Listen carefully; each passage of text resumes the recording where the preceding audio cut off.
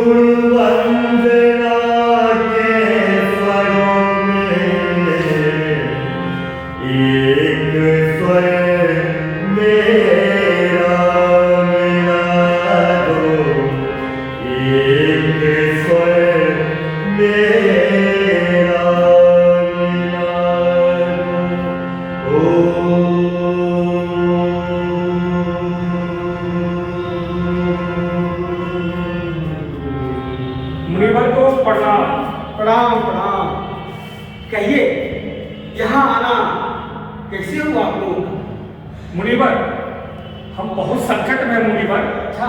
अरे मुनिवर, आदमी में इतना आत्मविश्वास कम हो गया है कि आदमी अपने आप को पता नहीं, अपने आप को मारने पे तुला हुआ है। संसार में तो यही हो रहा है, लोग विचलित होते जा रहे हैं, चीजों के प्रति इतना भाग रहे हैं, जो मूल चीज है वही छोड़ते चले जा रहे हैं। तो ये तो संभव है ही मुनिवर, ये तो होगा है।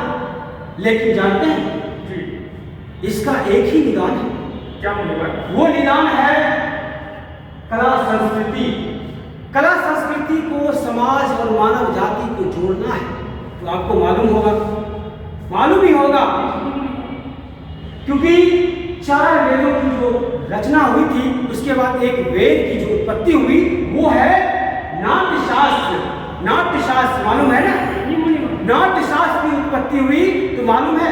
आप पूछेंगे कि कैसे हुई, तो जान लीजिए कि नाट्यशास्त्र की उत्पत्ति भगवान इंद्र ने ब्रह्मा जी को बोला कि हे भगवान, एक वेद, ऐसा वेद की रचना करें जो सुनने, समझने, देखने, पूरे संसार को एकत्रित करने का एक ऐसा मंच हो जहाँ पे सभी समाज के, सभी वर्ग समुदाय के लोग वहाँ आए और इस संसार रूपी, इस माया रूपी संसार में अपने आप को, अपने विचार को जन जन तक पहुँचाए।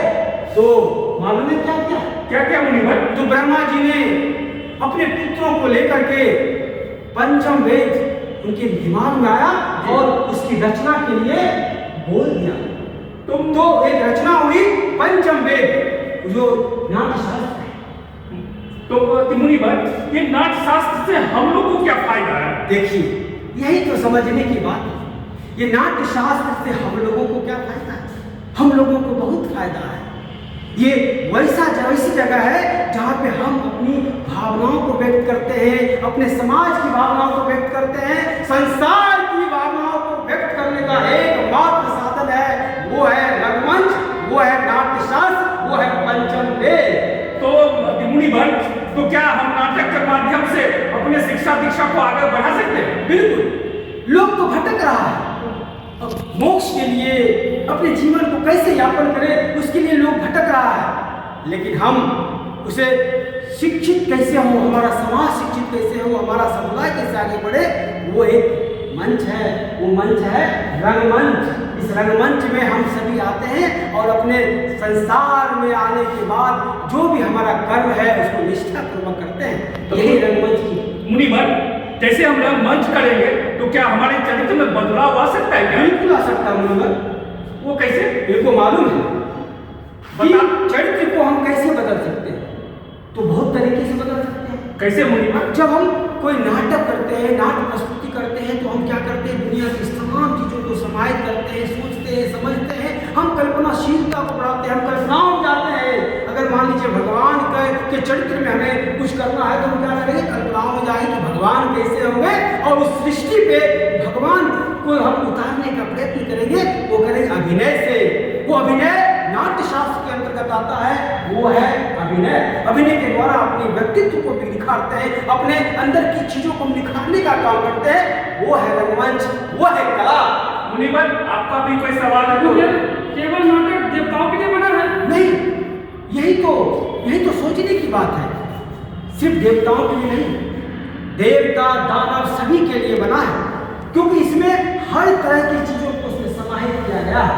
देवता के लिए और दानव के लिए, क्योंकि गलत और सही का दोनों चीजों को यहाँ पे सम्मिश्रण किया जाता है और दिखाया जाता है कि ये गलत है, ये सही है। इसमें देवता भी और दानव भी सभी को लाभ मिल सके, सभी जन जन तक हमारी बात पहुंच सके। इसीलिए आप ये समझे कि ये सिर्फ देवताओं के लिए नहीं, अच्छे लोगों के लिए नहीं, अच्छे बुरे सभी समुदाय के लिए हमारा नाट्य शास्त्र सबके लिए। मुनिवर, एक सवाल मेरा भी है, हम जवाब भी हम ही देंगे। मुनिवर दीजिए। अरे नाटक ऐसा विधा है कि नाटक एक आईने की तरह है, जिससे हमारे समाज में जो कुरीतियां हो रही है सबको कलाकार एकदम साफ साफ दिखाते हैं, और उसका परिणाम अभी हम लोग को देखने को मिल रहा है। और समाज में अच्छा काम हमारे नाटक के माध्यम से होने लगा है। मुनिवर, बिल्कुल होने लगा है। देखिए, नाटक के द्वारा बहुत चीजों को समाहित किया गया है। उसमें देखिए लाइट है, साउंड है, तरह तरह के तकनीक का प्रयोग किया गया है। आंगिक अभिनय, वाचिक अभिनय, आराग अभिनय, सात्विक अभिनय। अभिनय जो है करना अपने आप में एक ब्रह्मांड में समा जाने वाली चीज है, वो है अभिनय। अभिनेता जो होता है वो उसमें साक्षात ब्रह्मा का, वो उसके अंदर ब्रह्मा भगवान का जो है समावेश समाहित होता है और अभिनय करता है तो सबको बुला जाता है और अपने में लीन हो जाता है। वही है कला, वही है संस्कृति, वही है अभिनय। जी मुनिवर। अरे नाटक देवा, हाँ बोलिए। हाँ, देवता भी करते हैं, आप भी कर सकते हैं, क्योंकि आप जब आए हैं धरती पर तो आपका भी कुछ कर्तव्य बनता है ना।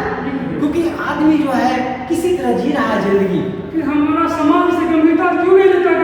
गंभीरता से कैसे लेगा?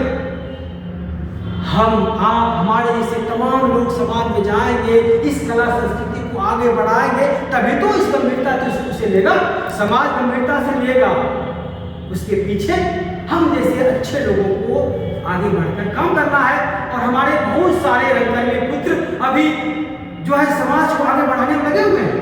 हमारे रंगकर्मी पुत्र अभी जन जन तक फैले हुए हैं और इस कला संस्कृति को आगे बढ़ा रहे हैं। और जो नहीं बढ़ा है, जो नहीं आगे बढ़ रहा, जो जिसमें त्रुटियां हैं, उसमें उस त्रुटि को हम धीरे धीरे ठीक करेंगे। जी बस सब ठीक हो जाएगा। जी बिल्कुल मुनिवर। मुनिवर, लेकिन समाज में हम लोग को हीन दृष्टि से कलाकार क्यों देखा जाता है? मुनिवर देखिए, ये समझने की बात है, समाज में बहुत तरह के लोग पाए जाते हैं, समझ रहे ना मुनिवर? जी। तो हीन भावना तो आना अब नेचुरल बात है, वो प्रकृति की चीज है।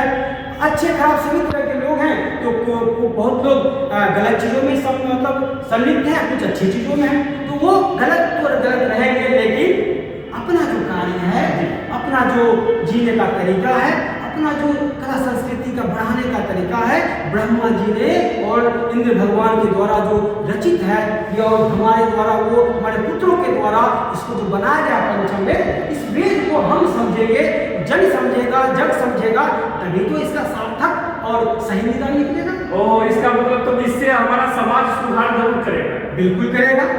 आपको मालूम ही होगा मुनिवर कि कितने मतलब अनेकों गांव में जब महामारी आई थी, हैं, तो क्या हुआ था? कला संस्कृति आगे बढ़कर के काम किया, उसमें गया और पंचम वेद नाट्य शास्त्र है, नाट्य शास्त्र के अंतर्गत बहुत सारी चीज आता है। हम गीत, भाव, रस सभी को हम समाहित करते हैं। 4 वेद है ना, चारों वेद से कुछ ना कुछ लेकर के इस एक वेद की उत्पत्ति हुई, पंचम वेद। उस वेद को आप भली भांति समझ रहे हैं। जी, इस वेद में गीत है, संगीत है, नृत्य है, भाव है, भंगिमा है, रस है, दुनिया की तमाम चीजें इस जो है पंचम वेद नाट्य शास्त्र में समाहित है। जी, और इसे हम क्या करते हैं? रसास्वाद करते हैं, उसे जीने की कोशिश करते हैं, जीते हैं, और जीना सिखाता है नाट्य शास्त्र। नाट्य शास्त्र ऐसा शास्त्र है जो हमें और हमारे शरीर, हमें आत्मा इसीलिए हम लोगों ने मिलकर के पंचवेद की उत्पत्ति किया और लगातार इस वेद को आगे बढ़ा रहे हैं। हमारे पुत्र अनेक जगह जा करके गांव तक इसको फैला रहे हैं। इसको जब फैलाएंगे तभी तो हम आगे बढ़ेंगे। जी मुनिवर, इसका वेद का तो कोई अंत करने वाला तो नहीं होगा मुनिवर? कैसे अंत होगा? हम समाज जाग चुके हैं। आप जान लीजिए, जिसकी उत्पत्ति हो सकती है, हो जाती है, उसे कोई विनाश नहीं कर सकता। हम विनाश हो सकते हैं, लेकिन हमारे अंदर की जो आत्माएं, हमारे कर्म जो है, वो कभी विनाश की ओर नहीं जाएगी, उसको कोई विनाश नहीं कर सकता है। इसी तरह हमारा जो वेद, अगर 4 वेद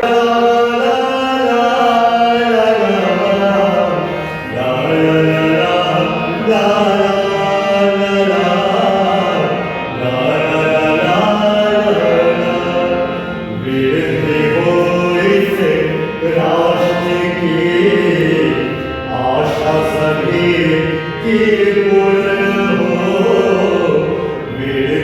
हो,